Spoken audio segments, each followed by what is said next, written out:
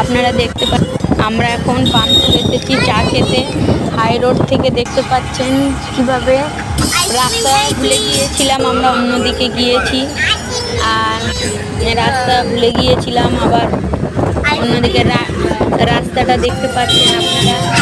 দেখুন আমরা কে কে যাচ্ছি, আপনারাও কোনোদিন গিয়েছেন কি কমেন্টে বলবেন আমাদেরকে। আমরা এখন দেখুন রাস্তায় আছি, আমার ছেলেকে দেখো কেমন বদমাশি করছে। এই দেখুন রাস্তাটা